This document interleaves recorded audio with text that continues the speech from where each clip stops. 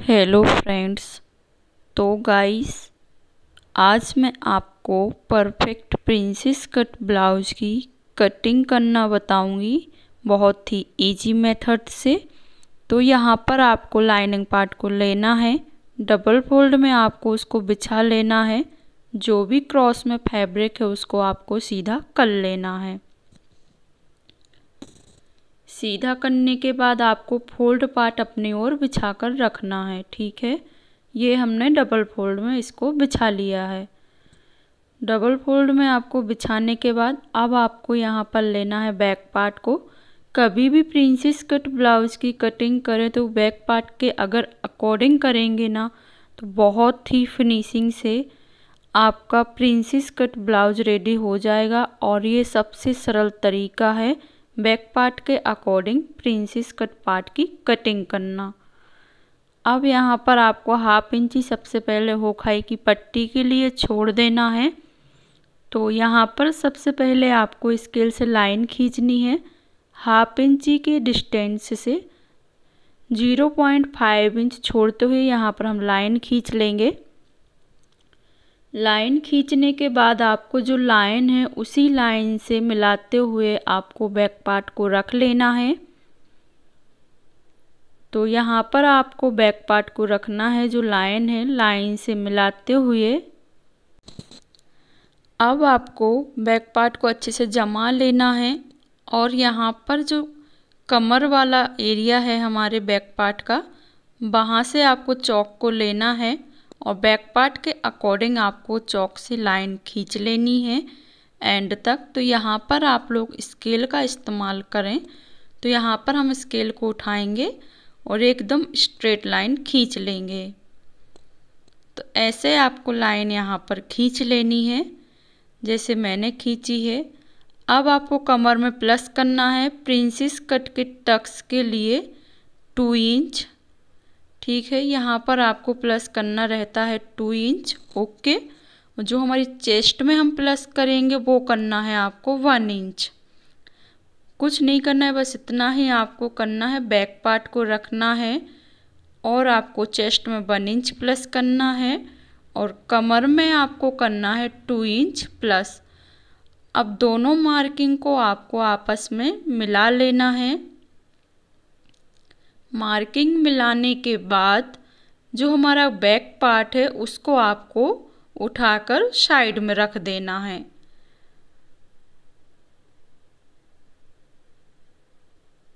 तो यहाँ पर इसको आपको साइड में रख देना है। अब आपको सबसे पहले ब्लाउज की लेंथ लेनी है। जो भी आपकी लेंथ है उसमें आपको 1 इंच प्लस करके लेना है। ठीक है, तो यहाँ पर जो हमने लेंथ रखी है वो रखी है 15 इंच। तो आपको 2 साइड ऐसे चेक करना है लेंथ। तो हमारी आपको दिख रही होगी आगे की ओर कम से कम 1/2 इंच एक्स्ट्रा लाइन हमारी क्रॉस में हो गई है। तो छोटी छोटी सी बातों का आपको ध्यान रखना है। तो यहाँ पर हम लाइन को कर लेंगे स्ट्रेट। अब यहाँ पर हम लेंगे शोल्डर।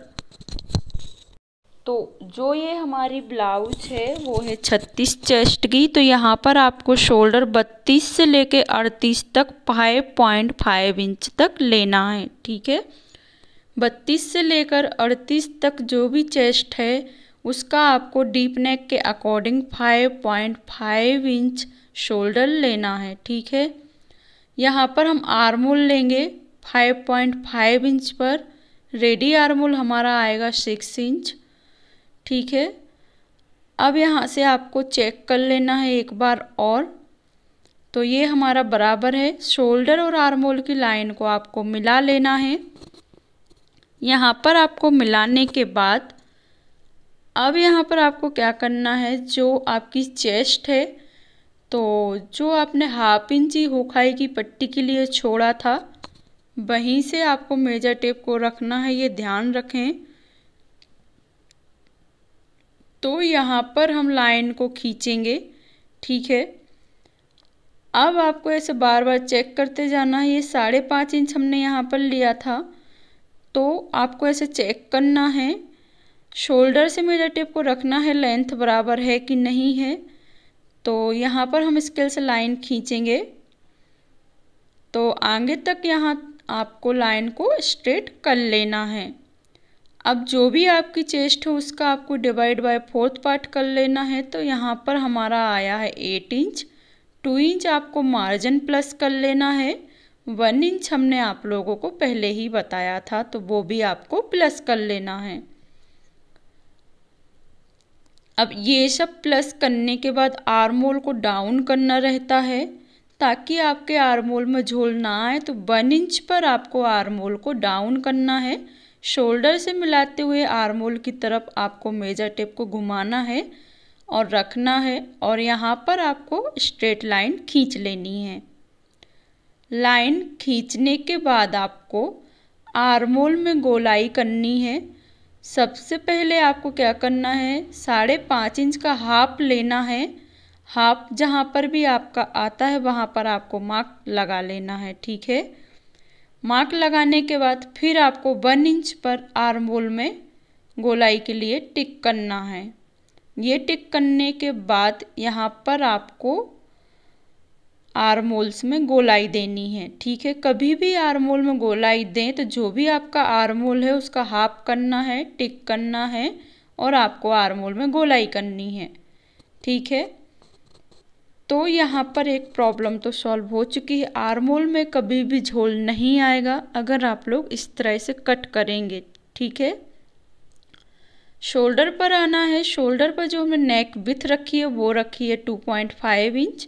0.5 इंच आपको छोड़ना है जो हमारा स्टिचिंग में जाएगा, ठीक है। फिर वहाँ से आपको मेजर टेप को रखना है और नेक लेंथ लेनी है 5.5 इंच पर मार्क कर लेंगे। फिर आपको नीचे की ओर नेक विड्थ लेनी है 2.5 इंच पर, और यहाँ पर आपको स्केल से लाइन को मिला लेना है।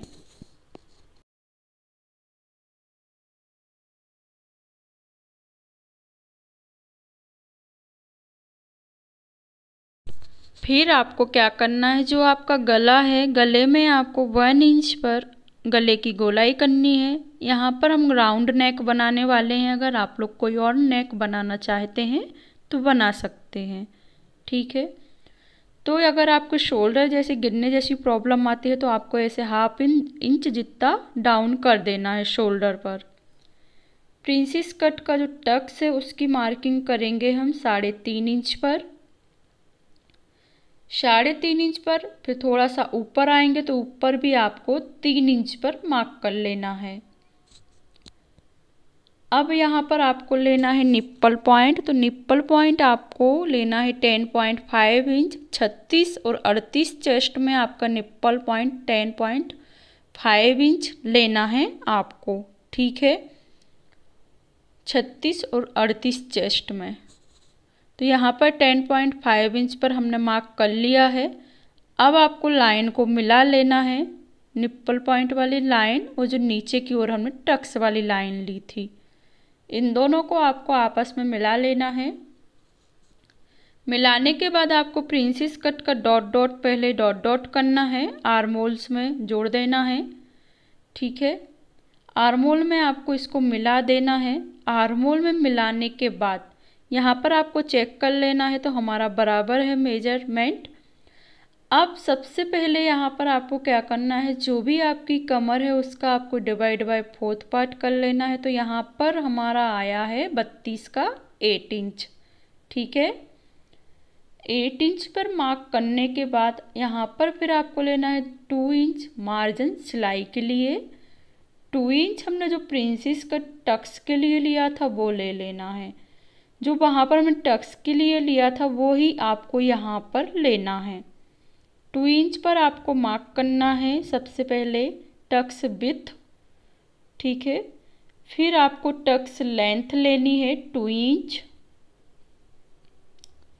टक्स लेंथ लेने के बाद आपको पहले डॉट डॉट करना है, निप्पल पॉइंट वाले मार्क तक आपको इसको मिला देना है, ठीक है।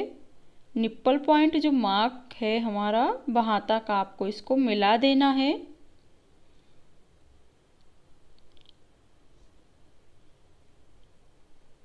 तो यहाँ पर हम इसको मिला लेंगे अच्छे से।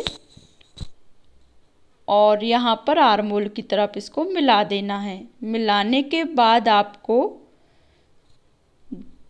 जो हमने मार्किंग की है, अगर आपको मार्किंग में कुछ अगर समझ में नहीं आया है तो आप लोग कमेंट करिएगा, ठीक है।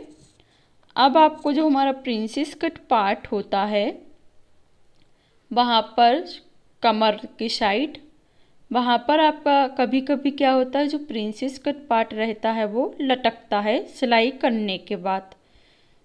तो आपको क्या करना है, जो आपका कॉर्नर है जहाँ पर हमने प्रिंसेस कट टक्स का मार्क लगाया था, साइड में कमर जहाँ पर हमारी फिटिंग आती है, ठीक है, तो वहाँ पे आपको मेजर टेप को रखना है, 1 इंच पर मार्क करना है, ठीक है।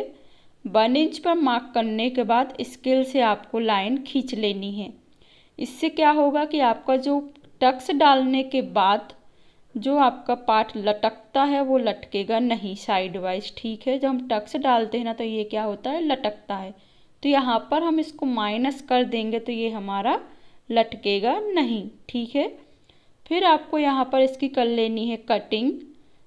जो एक्स्ट्रा फैब्रिक है सबसे पहले आपको उसको कट करके निकाल देना है। एक्स्ट्रा फैब्रिक को निकालना है, जो हमने कमर में माइनस किया था उसको अभी नहीं कट करेंगे, ठीक है। तो पहले आपको मार्किंग के अकॉर्डिंग कट कर लेना है। इसको हम स्ट्रेट कट कर देंगे, और जो भी आपको समझ में नहीं आता है तो कमेंट करिएगा।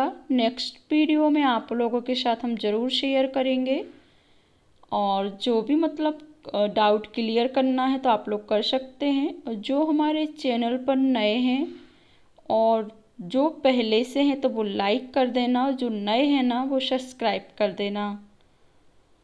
तो यहाँ पर हमने साइड वाइज कटिंग कर ली है, ठीक है। तो ऐसे आपको यहाँ पर कट कर लेना है। अब जो हमने माइनस किया था उसको आपको कट कर देना है, तो उसको भी हमने कट कर लिया है, आप लोग देख सकते हैं। ऐसे आपको कट कर देना है।